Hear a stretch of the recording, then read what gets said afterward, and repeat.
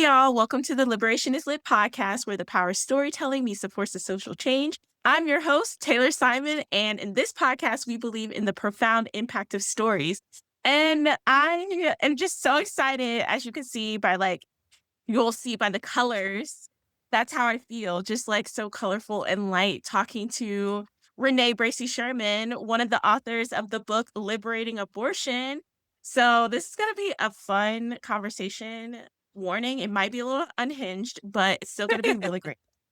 Hey, Renee, how are you doing today? Hi, I am as excellent as can be in this, like, whatever this is of a world, but I'm happy to be here and I'm finding my joy and all that. I love that, finding your joy. So, can you start us off with talking about yourself as a writer and a scholar, and what led you to partner with Regina to write the book Liberating Abortion? Yeah, oh my gosh. It feels weird to even say that because it took me a long time to actually identify as a writer, and I'm still awkward with the term author. It feels like an ill-fitting sweater. Like, I know I'm supposed to wear it. It is mine. It is my sweater, and it still, like, doesn't quite feel mine, so it's very odd, and also scholar too, just so weird. I'm in my 2nd semester of a PhD program, and I'm like, "Oh, I guess I did do a ton of research for this book. It is scholarship, and I'm literally in school, in the academy, and yet that doesn't quite feel it, and part of it, I think, is because we're socialized to believe what a writer or a scholar or an author looks like, and not just, like, physical looks like, but, like, that it means that it's something that you do every single day or that that's your sole job, but I'm a very much a hyphenate. I do a lot of different things, so I'm still getting used to it. I think I've been writing for almost 15 years, and it took me 10 to even identify as a writer, even after I had published so many articles, and I think it's really a complicated feeling because, I don't know, you feel like you have to I don't know, I felt like I had to publish in certain places or publish super often because I'm not a writer in the way that some other people who are writers full time, but all that to say that I am a writer, and so if you're listening, you too are a writer, and that it's normal if that feels awkward. But what I think is important is that other people see you as a writer, and therefore you can be that. That also brings me to how I met Regina and our journey in writing this book. We met, she was my editor. We wrote together at this outlet that she was working at, Rewire News Group. They focus on news related to the reproductive health rights and justice field and issue. And she had been editing a few times, and I was writing about my abortion experience, and at the time, she was going through an abortion, and she was kind of fascinated that here I was just openly talking about having an abortion, and that was just different. It was something she hadn't experienced before, and she felt really confident in being able to talk about her experience, knowing someone else who'd had an abortion, but particular someone else who identified as Black and talked about the complicated feelings and that there are a lot of different feelings, and it's okay to have all of those complications. And we worked together for several years, and then we were at this adult summer camp thing for like it was very millennial coded, all that. We're sitting in this boat on the lake, just canoeing and asking each other, well, what do you want to do with the rest of your life? We were both at this turning point of what exactly were we going to do next with our careers? And we were unsure. And so we were trying to brainstorm based on what the other was doing. Like, well, what are you thinking? What am I thinking?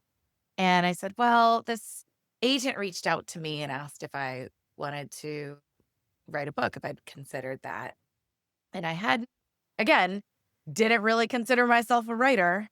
So I was surprised that someone would even consider or think that I could write a book. And I said, I don't know if the book she's pitching me on is actually the type of book I want to write. It was something that was more like an anthology and I would be editing it. But I felt like if I was going to write a book, I wanted to write, I use the term real book, but that's not really like, I didn't mean like, not to be clear, everyone, edited volumes are also real books. But I meant that I wanted a book where it was 100% mine and my ideas, and that I wrote down my vision. And Regina was like, "Oh my gosh, I actually also want to write a book, and I want to write a book on Black maternal health." So we started talking about the types of book that we wanted to write, and we thought we're sitting in this boat, and I like proposed to her in a way. I said, "Do you want to write a book together?" She's, "Yeah, let's do it." And so we have a photo from that moment of her on the I took a photo of her. She's looking back in the canoe, and, it's when I asked her, and it took us years. I mean, it took us 5 years to write the book. 5 years, multiple moves from houses for both of us. She had 2 kids. So much happened. We grew as people, and it was beautiful that we grew as people and as writers and as scholars together, and that we really got to write the book that we wanted to write and not something else that someone else wanted us to write. I love that so much because, well, one, it's kinda like, I don't know, it's almost personify what you're writing about, like, partnering and being, like, a choice to bring a new life into the world. Yeah. And And and I that love how it's you it is something that you go into thoughtfully and willingly, and that you actually get to make that decision free. exactly, and I loved how you documented the proposal. I know, right? But how was the process of writing the book together? I know it you had a very traumatic experience in grad school writing a paper with 4 other people, and our teacher made us write it all over again. So after that, I've been wary of doing anything with anybody else, because like I said, it was traumatic. But how was that, like, being in this partnership and co-creating this book together? Yeah. I mean, group projects are always hard. I hated them in grade school because I was like the one that always ended up having to do everything. And part of it is because my type A-ness, and I have some challenges relinquishing control. We're working on that. But it's control over something because I care about it so much. It's not all things, because there are other things. Oh, girl, I could not care less. Like, what do you need me to do? And just move on. But if it's something that it's like, my name is on this, this is what I consider my legacy. So that was difficult even in, like, 2nd grade doing my presentation on Harriet Tubman. But I think what I mean, it was a really extensive process with ebbs and flows, and we write about some of that in the book itself.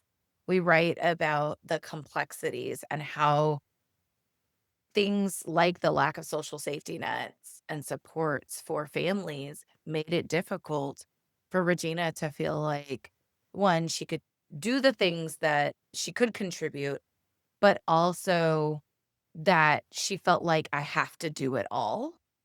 And then, I was trying to take things off of her plate, but then that sometimes made her feel like I was thinking that I thought she couldn't do it. And I'm like, "No, I'm trying to make this easier for her, or I just wanna get it done." I just, and so without we needed to be able to talk about that. And in the midst of a pandemic, in the midst of her having kids, that was really, really hard. And I think there was just a lot. There were moments that it was so beautiful because we would sit together and just vibe off of each other and read, the same books or different books and come away with different things and have so many tidbits, right? And she has such an incredible understanding of the way parenthood fits into reproductive justice from her own experience and also her research. And so that really shaped this beautiful aspect of the book even deeper than I could have ever gone as someone who's not a parent. And I have a vision for what I think parenthood should look like in the world, but I am not a parent. And so there are things that she made me better in thinking more expansively. And so I could not have done that without her. And there were moments that it was just really fucking hard. Like, just like dumb things of like, I really like a paragraph or she really likes a paragraph. And like, babe, one of them's got to get cut. Like, it's got to get moved around. That happens when you're working with an editor in general, of like, you love a paragraph and something's got to move and make your feelings. So there's stuff like that. But then there's also this pressure that we put on ourselves and the perceived pressure that we put on each other. And while trying to write a book, while living life, living through a pandemic, living through fascism, it's really, really difficult. And what I think was really beautiful that we kept doing was talking to each other like through it.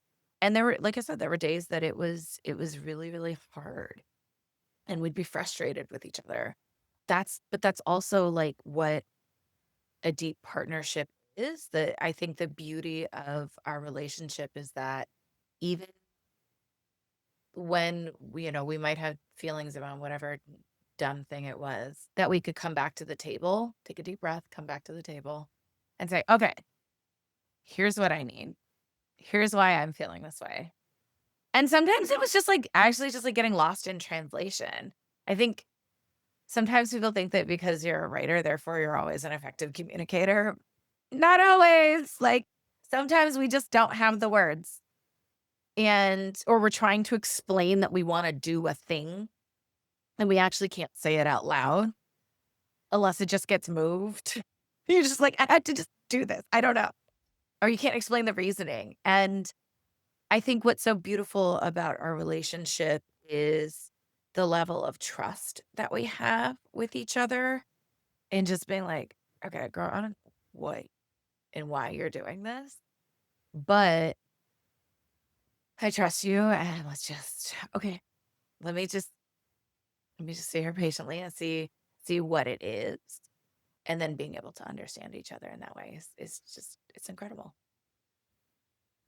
I I really love how this is just a metaphor for just like good partnership, communication, and choice and autonomy. Right. I mean, here's the thing. I explain co-writing a book with someone. Again, I am not married. I am not a parent. But what I hear y'all talking about is this.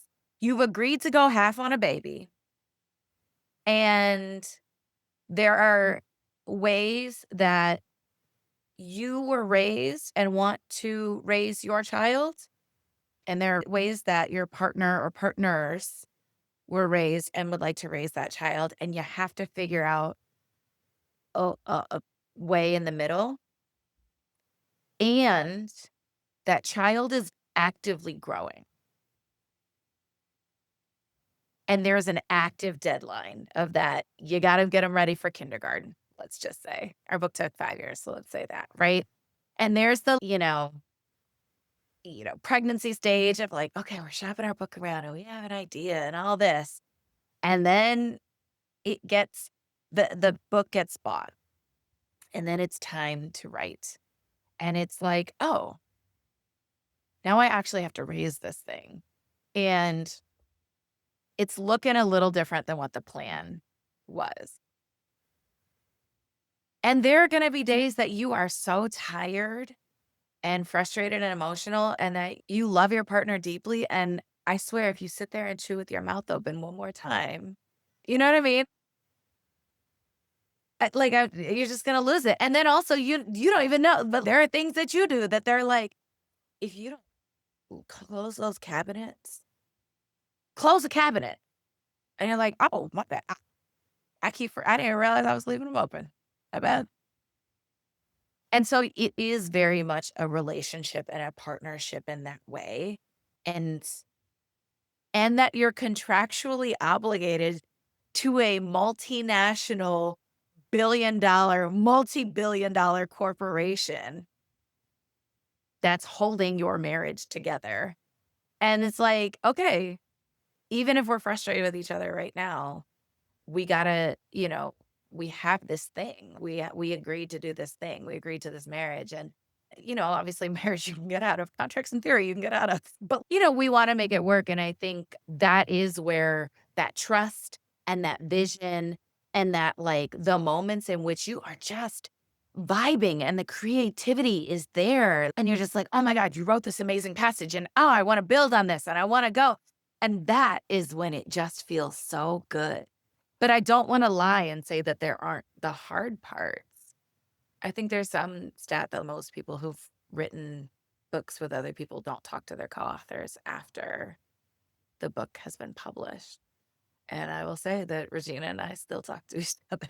I actually got a message from her this morning about, like, we're still looking at work writing op-eds together and things. So, she was here at my house a couple weeks ago, and it just I feel really fortunate that, like, that we each could hold our brilliance and our bullshit for each other. And that is what the beauty of that partnership is. And I think that that's what the beauty of any good friendship, relationship, whatever it is that you can hold both for people. Oh, I love that so much. And I can see how in a partnership like this, when you both have your own stories and such different perspectives of Regina being a parent, you not, and but also coming together around this same story, it really came through to me in the book because all of these perspectives were given equal dignity and respect. And I don't know how many times I've said this, but Liberating Abortion was probably the most comprehensive book about any topic that I've ever read. And it covers historical perspective, religious perspective, a packing list of what you would need potentially if you are going to get an abortion, like words of inspiration from people who have had abortions. So it's just so comprehensive. And I want you to talk a little bit about what um you hope readers get from a book like this. Oh, I love talking about this. The book is a little all over the place, not literally all of it, but like it has, as you said, it's expansive, I guess is the nicer word for that. Because abortion is expansive. It's not any one thing. It gets portrayed as this like contentious hat button political issue. But it is our history. It is something that we're experiencing in this moment. It is a political issue. It is a value system. It's all of these things. And we wanted to put all of that in the book. And it's funny because one of the agents that we met with in the very, very beginning said that this book wouldn't sell, said that this book, it was too many things. It was too much. This is actually two separate books, that the handbook part is separate and the history stuff is something different.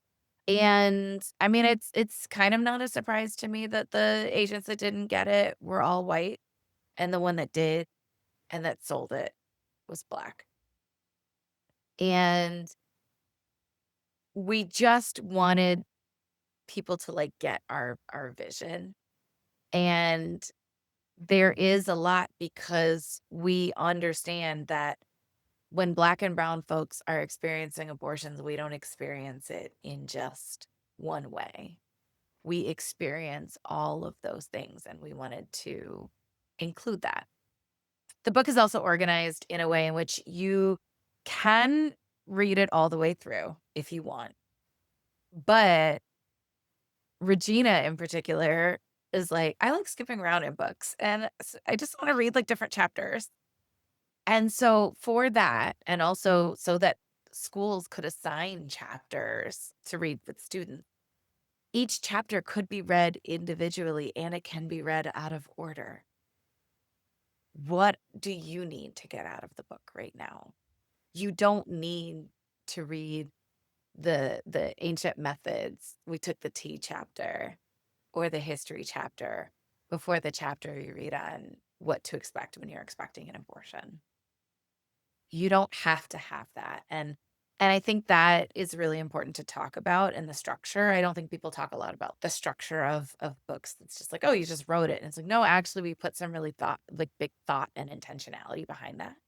And that piece of it was Regina and really thinking about how she likes to read books and that not all books are written the way that she would like to read them. I think for what we want people to take away from it, it's really we want you to find a chapter that feels like you and has that, I don't know, you can snuggle up in. And it's like, here is the world I want to create. Here's the thing I'm most interested in.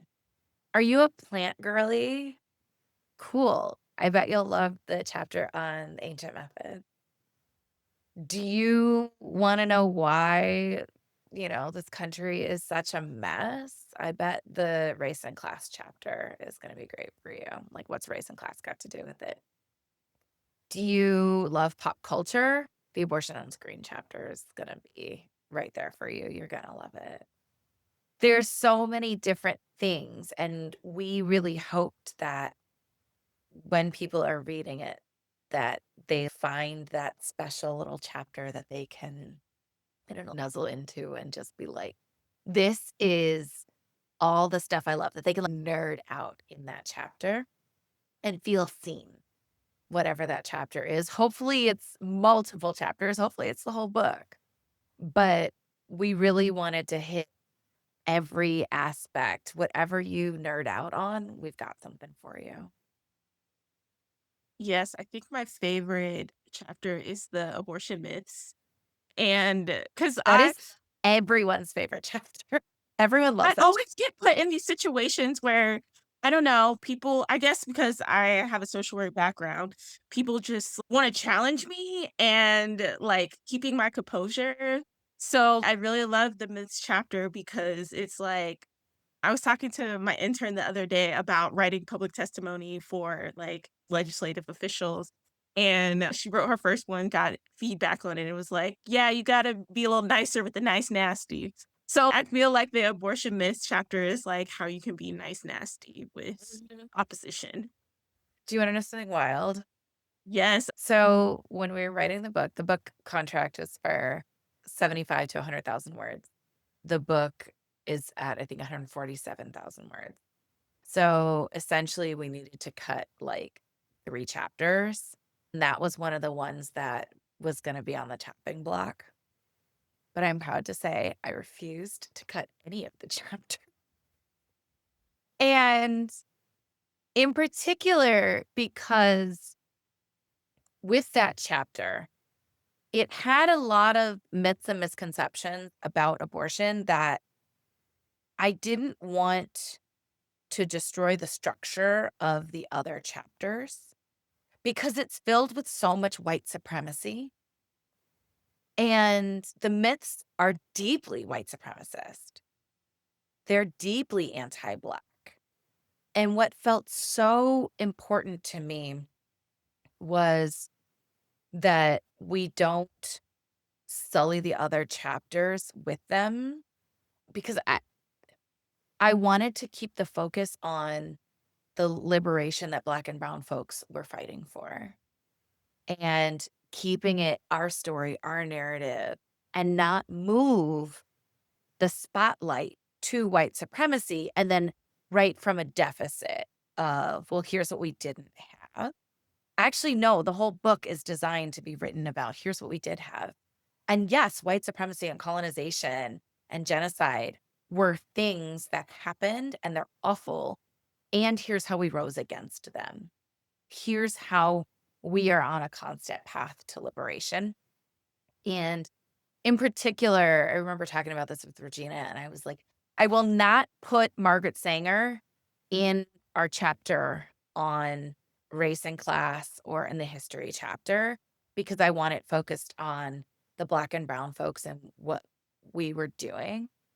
And I feel like she's complicated and there's a lot there to unpack. And I felt like taking that and putting her in those chapters was gonna distract from being able to highlight the Black and brown heroes that we were highlighting in history. And and also, like, it needed to be unpacked in this larger conversation about Black genocide because that's what she's brought up under, that abortion is Black genocide. First off, babe, abortion was here long before Margaret Sanger was a twinkle in her daddy's eye. It's here long after, and she didn't even like abortion. So what are you talking about? And that just felt like it was gonna be such a distraction, and I wanted to be able to wrap that up in a larger conversation of it also wasn't just like, we're tying Margaret Sanger to this. It is something that the Young Lords said, that Black Panthers said, Justice Clarence Thomas says. Right? All the and let's actually talk about the truth of who she was and that she worked with a lot of Black elitist folks, heads of HBCUs, because they were elitist. That this idea that poor people shouldn't procreate wasn't it's deeply anti-Black, and it was not exclusive to Black people. And elite, I'm using air quotes for the people listening to audio, elite Black people held this view. I mean, hell, rich Black folks have it now. That's what Bill Cosby was saying before he went to jail. Like, he was talking about you need to pull your pants up all the time. And I think it's important to really unpack that. But yeah, that chapter is always a fascinating one. And also, it was like, there's so much, I mean, and not to say it's just about that, but that one's a big piece of that chapter and why, I advocated to keep it and to keep it separate because I also was like, we can't write a book about the history of abortion without addressing this because this is the biggest question that I get, that other people get from the anti-abortion side. And we wanted to be able to address all of these things that people say about abortion all the time that people don't know how to respond to. And sometimes you just laugh them off because it's so dumb. But while at the time, as we write about, yeah, it was dumb that they were saying that, you know, medication abortion and baby parts were floating around in our drinking water, which, when I heard that one over a decade ago, I was like, girl, what are y'all talking about? Now we've got RFK investigating it at HHS. We have the federal government putting legs to this. 25 House Republicans wrote a letter to the EPA asking them to test for abortion pills in our water system last summer. And they do actually have the surveillance technology to do that, they say. So, what we may be laughing off as this fringe conspiracy theory is something that they will use to surveil us. And I think it's so important that we help people understand that and that all of this comes under this idea of surveillance and, criminalization. It's all abortion splaining. And we, as people who care about this work, need to be able to have an answer for it. So we get into the silly things like abortion causes tornadoes and hurricanes and whatever. Silly, right? But we talk about, like, why do they say that? Because it helps distract from actually having a conversation about climate change. Why do they want you to keep thinking that abortion is in your drinking water? Because they want you to feel disgusted.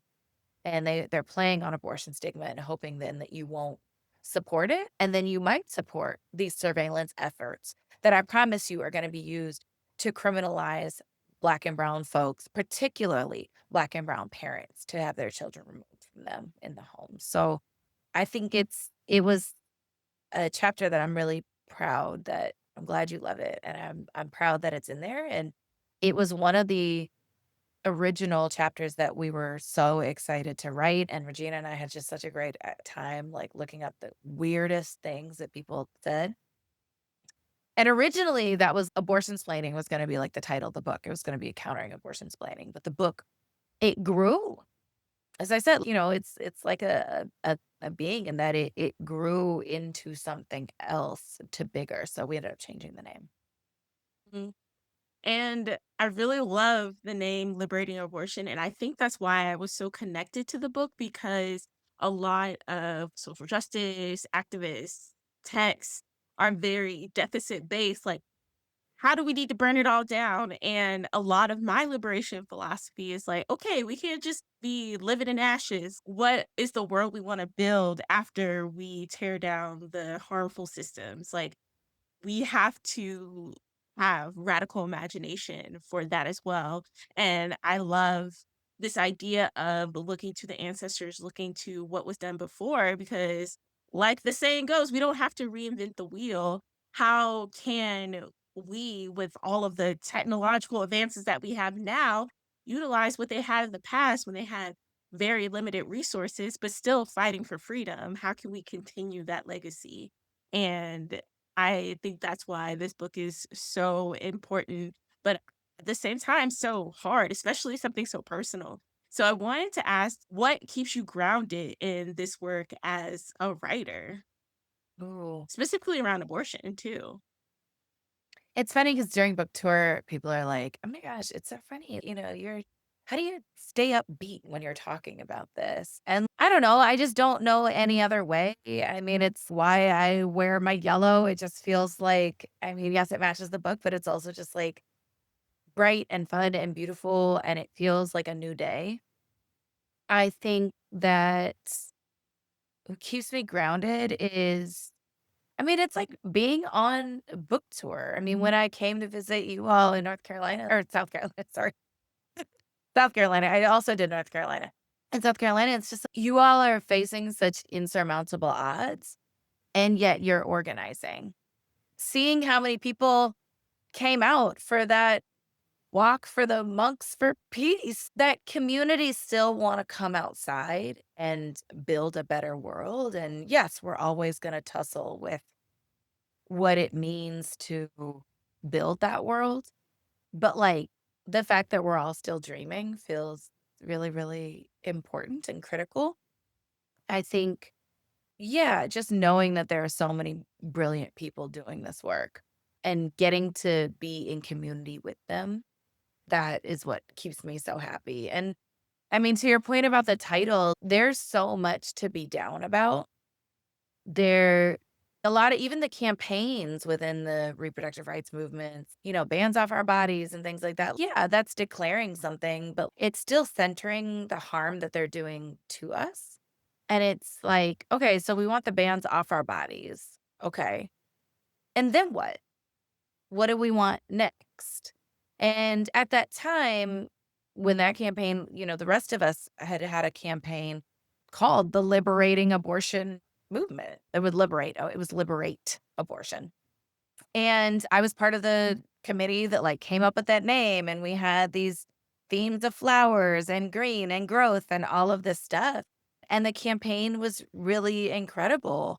But the larger organizations did not latch on to it and did not promote it as very much or at all because they wanted the more deficit, you know, bans off our bodies campaign.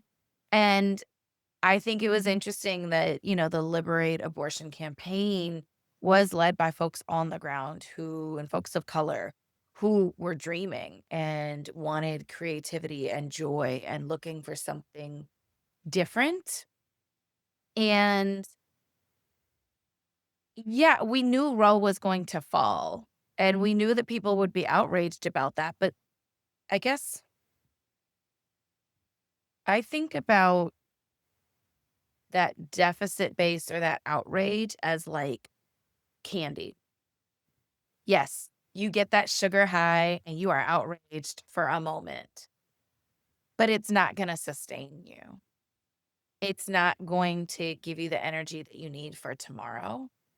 And what has been so important and beautiful is being on book tour and being able to have conversations with people on the ground about what we can all do in our different communities to liberate abortion, to move toward abolition, decriminalizing abortion, and going places where people are surprised that I would come, which I don't know why, but they'll be like, "Oh, well, you'll come here?" And I'm like, "Yeah, y'all got an airport, don't you? There's a highway to get there, no?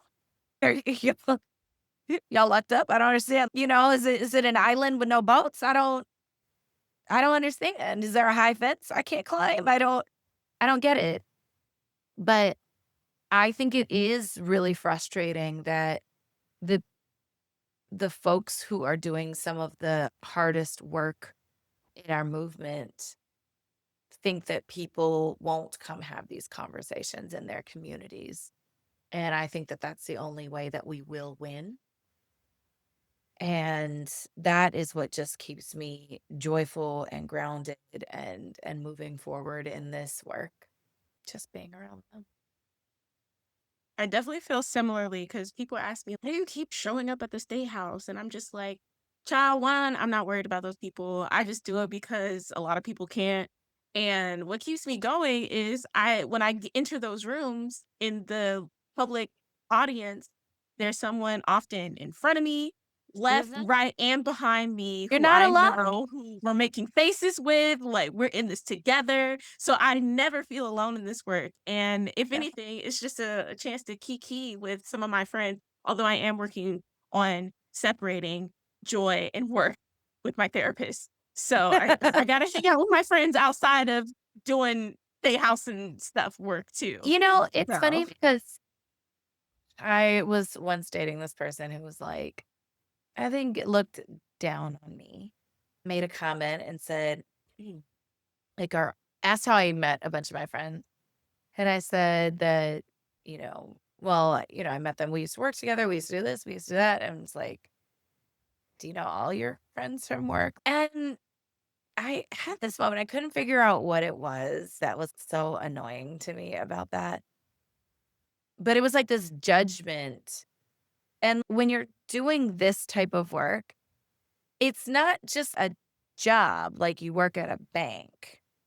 No, I'm choosing to hang out with people who believe in the same type of liberation that I do. And also, a bunch of us don't even work at the same place now. Some people have left the movement. Some people do other things, like whatever. But that actually, to me, is a beautiful place to find friends because it means that you have a deep core value together about the way you think the world should be.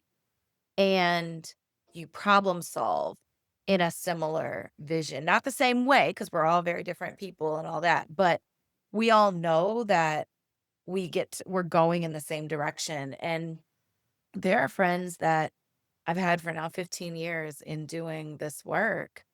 And people ask us, one of my best friends and I, when people ask us how we met, at the same time, we literally just go, abortion. And then people are like, oh, yeah. And we're like, Okay. And then they're like, yeah, but how and where did you meet? And sometimes I actually don't remember where I met them. It's just like they've always been by my side. I don't know. Others, we can think about little moments in which we sort of like had our meet cute or fell in love. And I think that that's just so beautiful. I also think that it's really important that we know each other beyond whatever that is. Like one of my friends, actually last night, she and her husband, and then one of my other best friends' husband went to a horror theater production because we all like horror. But the other best friend whose husband I was with, she doesn't like horror. So like he and I hang out and watch horror, like, and then she and I hang out and do things. just that we can have other things and enjoy other things together. And we are trying to build a better world together, which feels really wonderful. Mhm. Like, That's why I also, love my organizer friends. yeah, it also makes it great when you pick in a restaurant and you'll be like, "Oh, we can't go there." And they're like, "Why?" And you're like, "Oh, whatever happened, they didn't support the one fair wage campaign here, or that actually that chef there's a strike on there, or that chef is a Trump supporter or whatever." No questions asked. You don't have to fight about, "Oh, but their French toast is so good." Yeah, and so is Why do liberation. you have to always bring, like, Why that you have to stuff bring into race into the it? Why you gotta conversation? bring this in? Right. It's funny because when people talk about hearing that, I don't know that life. And some people might say that, well, you live in a bubble and okay, because I'm protecting my peace. And why would I expend energy with someone who does not want to build the same beautiful world that I want to build? I'm depriving them of that person of my joy. I'm not gonna sit here and piss myself off for what. So, anyway. And which is different. Our bubble is different from, like, "Oh, I just don't engage." Oh, You have yeah. that privilege. No, you need to engage, but in a world set on destroying us, people who look like us and live like Right, us, right, yes, we need to protect our bubbles. right, and also, it's not and also, it's funny because I think they assume that because you live in a bubble, you don't disagree with people. No, we do disagree with people. We disagree with people how beautiful our world should be, what shade of beautiful it is, and how we get there, not are queer people human? Like, is do we allow abortion as a medical procedure? I don't know. We disagree on how many clinics to have per block, which I think you need people to be able to dream and vision with. Otherwise, you're just stuck in what's not possible. And it's not like I Yes, don't know what's going on with the haters on the news all the time. I'm surrounded by it. Anyway, exactly. it's not where I spend my free time. That's for sure. Yes. Mhm, mhm. So, my last question for us today is, what advice would you offer listeners who want to make a positive impact in their communities? Look around. Wherever you live, I'm sure there's an abortion fund in your community, so look for that. Go to their events, and you'll find some people who do whatever the thing is that you want to do. If you like picking people up to take them to their clinic, I've done that for many years and I love it. There's usually an abortion fund that does practical support. They always need people help with fundraising. And you like party planning? Babe, let me tell you, abortion funds love to throw parties. Abortion clinics, independent abortion clinics, love parties and need people to throw fundraisers for them. Whatever those skills are that you have, there's something you can do in your community. And I think it's really important to read and learn. Like, don't stop learning. I think one of the challenges is that people are like, "Okay, cool. I got it." And they stop there. I understand what reproductive justice is, and then they stop learning. And then all of a sudden you find yourself behind a bit. And I think it's important to read ideas that are different from your own and ideas that you disagree with. Again, not in the like, I don't mean like reading like white supremacist ideas. I mean ideas that are kind of like maybe more left than you are. Read a lot of things that I'm like, oh shit, this is, oh, wow, okay. They over here, I'm reading this. Like, am I a Republican? Wow, but okay. Like, that's how I feel every time I go organize with folks in Europe and, like, all around the world. I'm like, "God, am I they got me looking like a conservative out here." And I think that that keeps you thinking more creatively and learning about other parts of the world, learn about other movements, and then think about how that's connected. Books I love, Rooted by Bria Baker is an incredible one. Becoming Abolitionist by Derica Purnell. I loved that one. It was absolutely just like wonderful. One that people who care about repro should read is by my best friend is Relinquished by Dr. Gretchen Sisson. It's about adoption, and basically adoption is a failure of us not having a social safety net for low-income families, and that birth parents are coerced into it, and, like, it's from the birth parents' perspective. That book really, really opened my eyes. Read books about Palestine, read books about the US imperialism, understand what is the machine that we're actually paying taxes to and how that's impacting the rest of the world. So, yeah, I think it's like get involved in your community and keep reading. Mhm. Well, at Liberation is Lit, we love for people to keep reading. And I'll link all of the books in the show notes so people can get them and won't fall Also, behind. yes, also if you care about abortion and you're like, cute, but babe, I'm like not really into reading a nonfiction right now. I hear you. And there's a ton of incredible fiction books with abortion and repro in them. One of them by Mia Mackenzie is These Heathens. So good. Layla Motley's The Girls Who Grew Big, incredible. She's just like an incredible writer. Night Crawling, her other book is incredible. There's really just like so many good ones that I made a list on Bookshop, on my little like shop or whatever on Bookshop that has a list of books with abortion in them. And so you should totally check those out.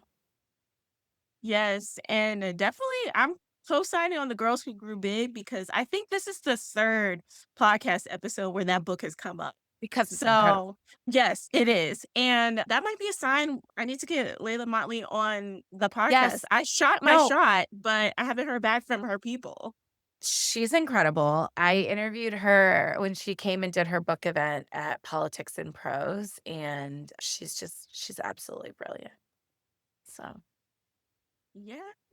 In addition to the books I'm adding to the show notes, where can people find you and keep up your work? And I'll put Regina's things in the show notes yeah, too. both me and Regina, you can find us on socials. Her handles are by Regina Mahone on I think everything.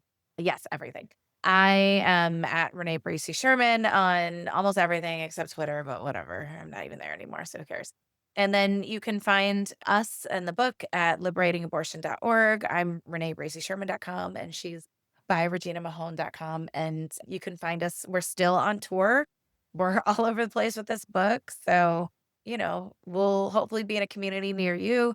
And if we haven't been or aren't we, like, reach out to us and we'd love to come to your community and like have an event.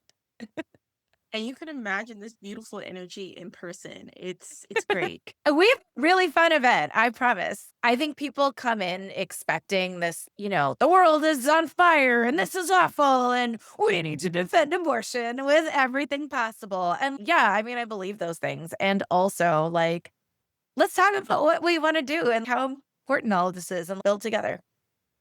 Exactly. And that's my type of a good time.